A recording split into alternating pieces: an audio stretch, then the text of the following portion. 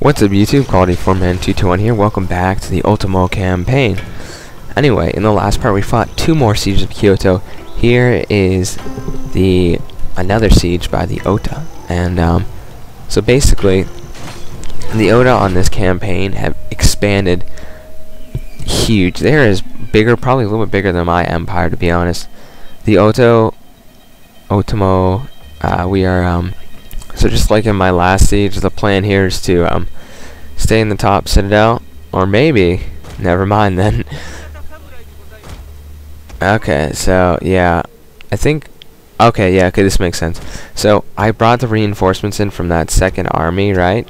So I'm gonna have these Naginata guard the back, but I'm pretty sure they're all gonna be coming from the front or the side. So I'm gonna pause it and position my army in the proper ways. They're attacking from 2 sides. I do have some bow samurai, and a lot of my musketeers got trained again. So the firelock armed troops are still back there. I'm going to try to form lines just like I did in the last campaign video. This time I'm going to have a lot more troops to position around, which will be great, because I do not need to have what happened last time where I almost lost that battle. But yeah, there's gonna be another battle in this part later. But so Kyoto, this is pretty much unbelievable. I have never had Kyoto besieged this many times. I think this is our 3rd or 4th siege. Well, there was gonna be a 4th one, but then I intercepted their army in the field and crushed it. From the, let's see, the Saito attacked. First of all, we fought to get Kyoto in the first place. I don't know why I brought Wikipedia there. I brought to get them up in the first place, right? So I conquered the Asakura Shogunate. I fought 2 sieges in the last part. I fought the siege before that. Actually, I think that was Siege of Kyoto. This would be the 3rd siege of Kyoto, of which I'm defending. So that's a lot. There's a 4th battle that was outside the city that I didn't show because I just did an auto-resolve there. It was like another faction. Anyway, I think the Saito, the Imagawa, and the Oda have besieged this now. Seeing that there's no troops back there, I'm going to position some Naginatas here. Naginatas are great samurai. They are good against cavalry. They have extra armor compared to a Yari samurai. They are a little bit slower, but they make up for that in their armor. So I'm not too worried. I'm just going to have these guys, we got the Takana samurai there waiting, which are healed up. So I'm going to have those guys, I think I'm going to have my matchlocks, believe it or not, just run up to the walls, or I'm contemplating doing that. Yes, I'm going to put them at an angle there. That's right. Okay, I remember this now. By the way, I am doing a post-commentary of this because the hard drive got corrupted. I lost the audio files for both of these parts. I lost 2 parts also. But I'm doing the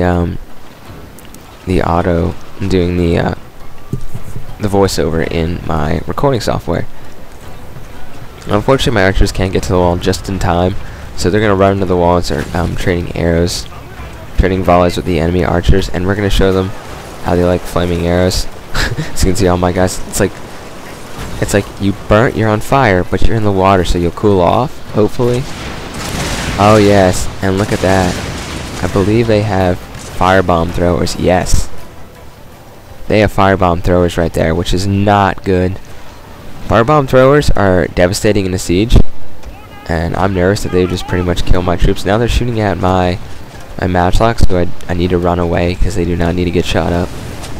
I'm pretty sure my Naginatas can take the missile fire. Now the great thing about flaming arrows is that they demoralize morale, right? But they're also pretty inaccurate when a unit's moving. So I just moved my guys and they kept firing on to the enemy where my guys were originally, and so they're able to run away without taking too many casualties. We now see the Katana Samurai running over the wall, so I don't even have time to position these guys. They're not going to be able to fire their volleys. So that was kind of a waste on this side. I thought I would have more time. But as you can see, those firebomb throwers did hurt the morale pretty bad on my archers. The archers are down to half strength. Now, those guys got shot up quite a bit. So I'm only trying to commit a small amount of my troops over to this flank here, because I want those guys to keep coming. So my matchlocks can keep shooting them on the right flank there. I want to give those guys time to shoot the enemy as I'm positioning them there. Actually, I'm going to put them, yeah, I'm going to put them there. So I'm trying to give my guys a little bit of time. We're under attack by both flanks here. from a lot of their troops, but we got plenty of numbers, and they should be tired after coming over the walls. Also, it is Kyoto. Now, we're not on the bottom, we're not on the top tier of the fort, so the fort basically will not, our guys will rout on this bottom level if they get that. Look at my guys, they're taking on these, are these monks? Ooh, those are monks. I'm desperately trying to pull out some of my, actually my archer's already back, so my archer's going to start shooting back. My general's in the middle. These guys got bottlenecked. They're attacking my katana samurai, and they're bottlenecked on that side, so my right flank is free to start shooting them up. But I'm going to send my katana in there flanking, so the matchlock should be ineffective. I'm actually going to try to doing a daring move and run my matchlock right to the walls, because that whole flank is pretty much collapsing right now. If I can get my matchlock on the walls, I can start taking out those archers that killed so many of my guys. Yeah, so pretty much it's a numbers game right now. And they do have, they're just Yari Samurai. Some of my matchlocks are in the mix there. But you know, they can defend themselves. They're not just like a matchlock monk. I mean, those guys actually have swords, and they can actually defend themselves. So we're still taking some missile fire, but we got the guys on the wall, and I just put them in rapid volley. Yeah, these are actually both samurai, so they're pretty devastating. But once we get on the walls and we start shooting them down, with a rapid volley there, it should help us. I got one unit left there. This whole side's pretty much routed except for their archers. So I'm going to send my Naganatas after these archers here. They do have poor morale. My matchlocks are just shooting at some of the enemies that are routing. I'm also going to put my troops on the wall just like I did on the other flank. Yeah, so I mean, this campaign was a challenging one, I would say, in the aspect of the multiple sieges of Kyoto that I had to fight off. The fact that diplomacy was very hard starting out, that I had very few trade partners because of the difference in religion. My daimyo's honor being taken away. I don't know what the heck those guys are doing. My daimyo's honor being -1 because he was a Christian. And the fact that it felt almost like I've seen an Ikuiki campaign, I played a little bit of one, and it almost feels like that, where you have a different religion from all of Japan, you have to convert them. It's really cool they added an Otomo campaign, and what I like is that Creative Assembly will come back to like Empire Total War and add some more units or something, or add a campaign on Shogun 2 and follow the samurais out. I like that they keep going back and adding stuff, because you know, these campaigns, I mean, what if they just added another faction that had no difference? I mean, it would be like, why'd you want to pay for that when you can have like a Christian campaign from the very beginning without having to convert? So there's their generals right there getting massacred on that thing. So yeah, their generals come to the walls, the AI often does, and it was a decisive victory. Here's the battle results. As you can see, we lost about 500 men, but we killed pretty much their full force, and that was a good commander too of the Ota there. Okay, now at this point I'm wondering what else can go wrong. I mean, I'm looking at the little Hattori army, like are they going to have something that'd be in the middle of nowhere? It does look like they have a Metsuke though, the Imagawa, sent deep into my lands. The biggest thing I'm worried about right now would be, good, he missed. The biggest thing I'm worried about is, oh yeah, my daimyo died right here. So my daimyo died after defending Kyoto bravely. So my new daimyo, I believe it's his son or brother, is in there now. He's 49 too. So I've got an extra army there, kind of blocking the bridge south of Kyoto, and that's going to kind of help off any more invasion forces.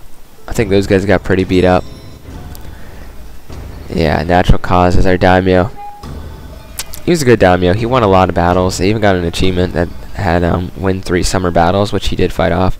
3 sieges in 1 summer. Let's go look here. We still have a couple clans. Look at the Oda. Look at the Oda on the clan map up there. It's a lot of yellow. I was clicking on that navy, realizing it wasn't mine. What I'm worried about right now, as I was mentioning earlier, or beginning to mention, I'm worried about a naval invasion, because I have a lot of coast, being on that little island there, and I'm just worried they're going to send a full stack army, maybe even to my island there, where we started out. So I'm worried about that, and we'll see if that happens or not. I'm also scouting around the Choskabe army. I'm trying to intercept fleets before they even blockade one of my ports, because that'll hurt my income. Then again, I don't have to worry too much about income, but at this moment, I mean, I'm just worried about holding Kyoto. So I've held Kyoto for I took it in the summer, right? And then we had 3 sieges, so if I hold it for another turn, I will win the campaign. As you probably know, this is going to be the last part. I'm upgrading these guys, so I'm going to try to take down their Metsuke there. And we'll see if we do. 41% chance, and he was trying to execute it, so there you go, Imagawa. Don't mess with my lands. We got our ninja here. This little rookie here is gonna learn what a real ninja takes to be, and he's assassinated. Or it takes to be a real ninja there. And there's my rookie ninja. He's kind of learning from the good guy there. He's 3 stars, and he fails. However, I might be able to convert this guy. And I'm kind of debating which one has the same chance, and we converted him, so now he's contemplating if he wants to join our side or not. You don't get to take him, unfortunately. But yeah, I had a couple of my agents fail there, which isn't good. I'm trying to have a rebellion in the Hattori lands. Okay, so they're just running back. So I'm just going to take over this Hattori province just to kind of put some more pressure and push them back. And I'm going to make it a new vassal to act as kind of a border there. And now we're going right for the Hattori capital. So this should be the last turn of the campaign. I mean, we got 26 or 25 provinces, something around there, and we need 25 in Kyoto to win. And look at this. These guys, the Hamana, those guys who just came from basically that little island that's a gold mine up by the Usegi where they start, they are now besieging my city, and I must fight this in order to win the campaign because I'm at 25 provinces exactly, I believe. And yeah, okay, here we are on the battle map. It's a foggy day. I mean, this is a pretty close battle, honestly. The amount of troop quality I have versus them, I'm gonna have to use all my units. I'm going to use all my units to their full potential. I'm going to have to use Spear Wall to help help stop their charges onto the walls. So this is pretty much probably the last battle of the campaign here, if I can hold out or not. That's the question here. So it's foggy. Fog is not very fun to fight in, and that does, however, have a negative effect on the arrows. So you can see I'm going to put my guys into Spear Wall. I'm going to kind of divide my force in half. I mean, I think what I was trying to do here was I was trying to have, like, seeing how far those guys would take to come to the walls, maybe team up that whole thing. But I'm looking at their forces there. They do have quite a number of men. They do have Yari Samurai also. So the only thing I have is the Katana Samurai, or the Samurai Retainers, that is. The thing about this side is there's no missiles. Okay, I know what I'm doing. So that other side doesn't have any missiles that's coming at me where all my troops are facing, so I'm going to make it so their missiles are ineffective until they start climbing up the walls. Look at that terrain, it's really weird. But basically, being out of range of their missiles, it'll encourage them to climb up, and then I'll countercharge them on the walls and pretty much limit the effect of any of their missiles will have on my troops, because I'll keep my troops as long as I can away from the range of their missile fire. Right there. Yeah, so I have a triple speed right now. I'm pretty much waiting for those guys to come up. I mean, they have some... I mean, they're just a little one province thing. You probably can't recruit anything better than Yari Samurai. But, you know, it's interesting to get attacked by this little clan at the very end. I mean, if they saw what the mighty clan of the Oda couldn't even defeat me. Do these guys really think they can? It's kind of interesting also how my general has a cross over his thing. I mean, we are a Christian faction. I guess it's kind of cool. Yeah, also those Portuguese troops, they're actually a unit you can use online. I don't really play Shogun 2 online very much because first of all, my Fall of the Samurai character is glitched. I pay for his retainers and stuff, and it doesn't happen. It's like the default general. With the patch for the Otomo campaign, that fixed it for regular Shogun, so I can do that online. But with my whole computer situation right now, basically, about the computer into someone else, and the computer is basically a lot of the inside parts, including the C drive. There's all these errors, so it's getting new insides and a fresh operating system, so we're going to reinstall Windows 7. So I'll clear up some of the clutter I had on there, but don't worry, I have Steam and I can get my stuff back. That's why I'm hesitating to record a new campaign part right now. I mean, I should get it back tomorrow by noon, so by the time this upload, it should be that day. So once I get my computer set up again and start downloading the games, I'll gladly shoot some more parts. But I'm just doing the 2 voiceovers, and the Burst campaign will be back. But right now, I don't know why all those guys were charging away. But right now, we are just going to be doing this part today. Yeah, that's the major problems with my computer is why there hasn't been a lot of parts. I usually am more consistent when I upload about 3 to 4 times a week. Some people upload every day, and basically with my internet speed, it takes, I want to say, a good 4 to 5 hours to upload a 20-minute part. That's because it's 1080, and I give you guys the best generally. Now, last time I tried to upload part 18, it wouldn't let me do 1080 because I'm using the older recording software. I'm using the older version of my editing software. I don't know what that is. Basically, with the spear wall formation to help us hold it off, and these retainers here are going to fight to the death pretty much against these Yari Samurai. I just need to inflict enough casualties so my Yari Ashigaru can come finish them off. I basically have, I'm going to bring over some more Yari troops because I don't need them.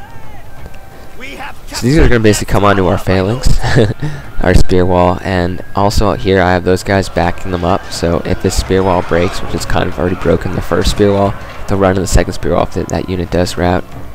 Now what's concerning is they're trying to take that tower. The thing that makes me nervous is having a general and Ashigaru unit, because I've had times when I've lost like 10 men and my generals died in it. So you can't even see your general really in Ashigaru units. I don't think I've really actually spotted him before. Sometimes I have, but I don't really think I've really done it before very much. And so you never know where he is, and he often gets killed. So these guys are wavering now, the Yari Samurai here. And I got that spear wall for any other troops that want to come. And I'm going to march the spear wall up a little bit. On this side, it looks like we're holding.